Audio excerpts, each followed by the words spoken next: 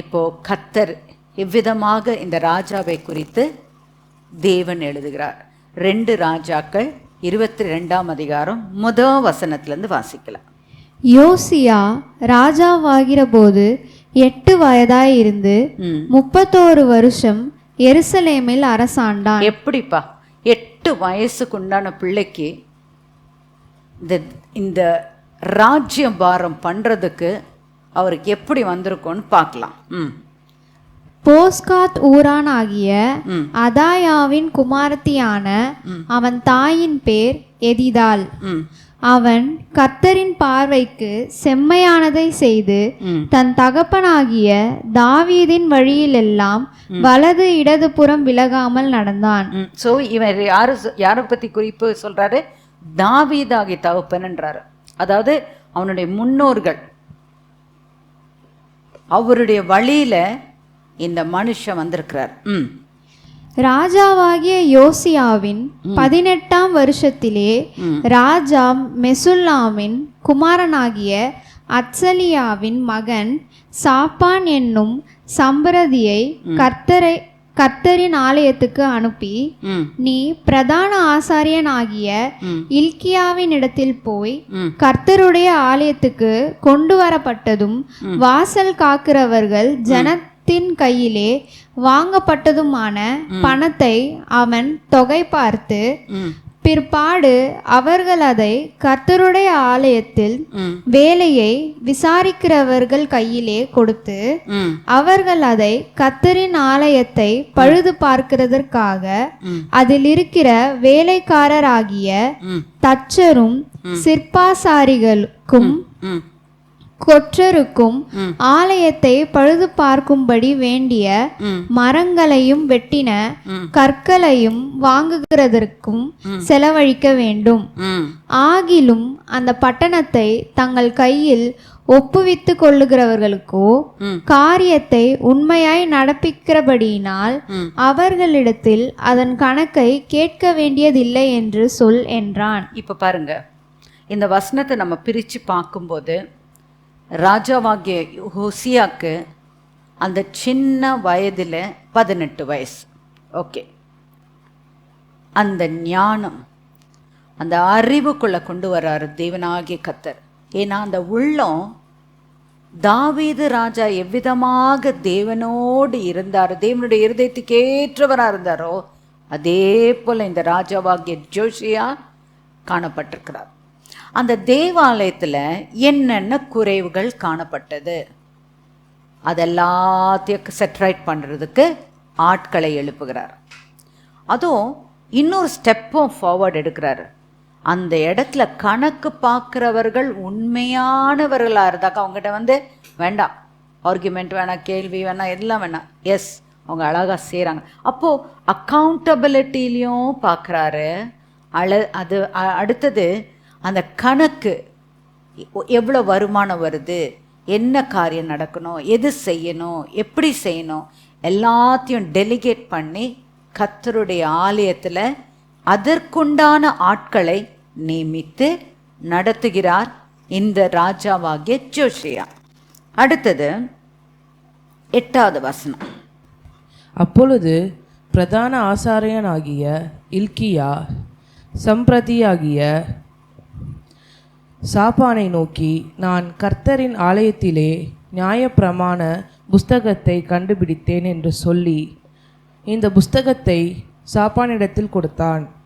அவன் அதை வாசித்தான். இதுதாங்க டேர்ன் அரவுண்ட் ஆச்சு. இதுவரைக்கும் அங்கே என்ன நடந்தது ஒன்றும் யாருக்கும் தெரியாது. இந்த சுருள் புத்தகத்தை கண்ட மாத்திரத்தில் அங்கே ஒரு டோட்டல் சேஞ்ச் நடந்தது. வாசிக்க கேட்போம். அப்பொழுது சம்பிரதியாகிய சாப்பான் ராஜாவினிடத்தில் வந்து ராஜாவுக்கு மறு உத்தரவு சொல்லி, ஆலயத்திலே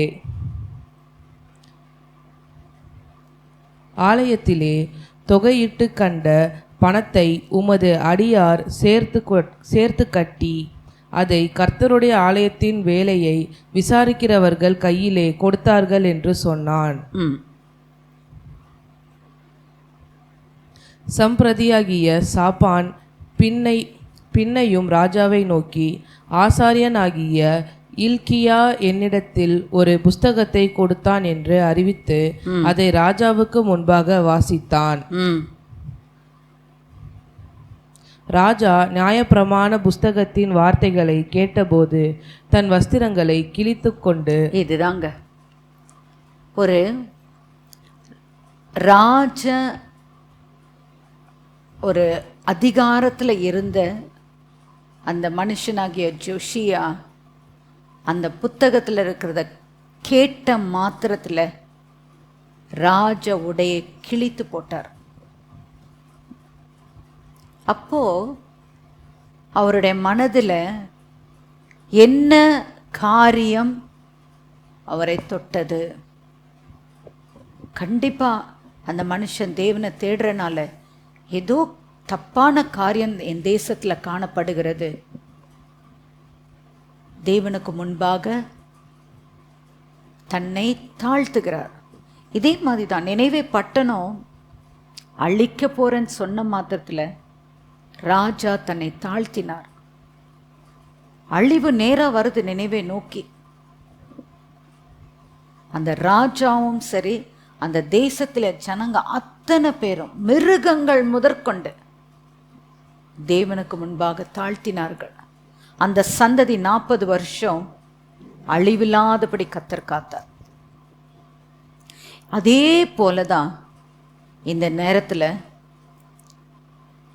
ஜோஷியா தன்னுடைய ராஜ த்ரோன்ல உட்கார்ந்துருக்கிறாரு. தன்னுடைய இருதயம் குத்தப்பட்டார். அவர் என்ன கண்டாருன்னு பாருங்க. ஆசாரியனாகிய இல்கியாவுக்கும் சாப்பானின் குமாரனாகிய அகிகாமுக்கும் மீகாயாவின் குமாரனாகிய அக்போருக்கும் சம்பிரதியாகிய சாப்பானுக்கும் ராஜாவின் ஊழியக்காரனாகிய ஆசாயாவுக்கும் ராஜா கட்டளையிட்டது, கண்டெடுக்கப்பட்ட இந்த புஸ்தகத்தின் வார்த்தைகளின் நிமித்தம் நீங்கள் போய் எனக்காகவும் ஜனத்திற்காகவும் யூதா வனத்திற்காகவும் கர்த்தரிடத்தில் விசாரியுங்கள். நமக்காக எழுதியிருக்கிற எல்லாவற்றின் படியையும் செய்ய நம்முடைய பிதாக்கள் இந்த புஸ்தகத்தின் வார்த்தைகளுக்கு செவி கொடாதபடியினால் நம்மேல் பற்றி எறிந்த கர்த்தருடைய உக்கிரம் பெரியது என்றான். ஸோ கரெக்டாக ஐடென்டிஃபை பண்ணாரு.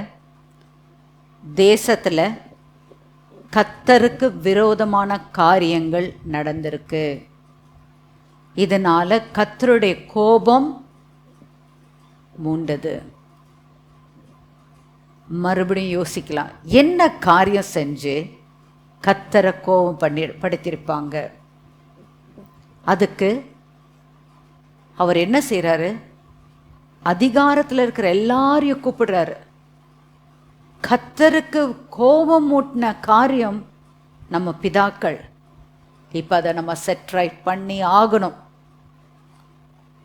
இன்னைக்கு நம்ம வாழ்க்கையில் கர்த்தரை கோபம் மூட்டுகிற காரியங்கள் என்னன்றதை ஆராய்ஞ்சு பார்க்கறதுக்காக இந்த நேரத்தில் நம்ம யோசிக்கலாம். குடும்பத்தில் எப்பவுமே இந்த பிரச்சனை அந்த பிரச்சனை, இந்த போராட்டம் அந்த போராட்டம்னா என்னத்துக்காக போராட்டம் வருது? சிந்திக்கணும். நம்மளுடைய வாழ்க்கையில் என்ன காரியம் தேவனுக்கு விரோதமாய் காணப்பட்டது? தேவனை என்ன காரியம் கோபம் மூட்டுற மாதிரி நம்ம வாழ்க்கை இல்லை? நம்ம முன்னோர்கள் எடுக்கலாமே.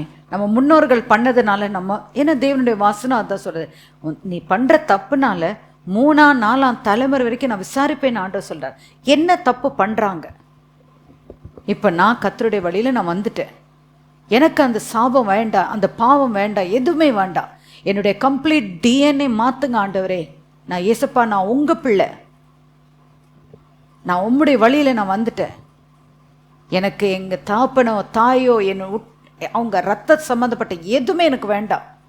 நான் செய்ய வேண்டிய கடமை நான் செய்யணும். உமக்கு பயந்து நான் தேவனுக்கு பிரியப்படுத்துகிற மாதிரி என் கடமை நான் செய்யணுமே தவிர எனக்கு வேண்டியது ஏசப்பாவுடைய டிஎன்ஏன்ற உணர்வுக்குள்ளே வாங்க.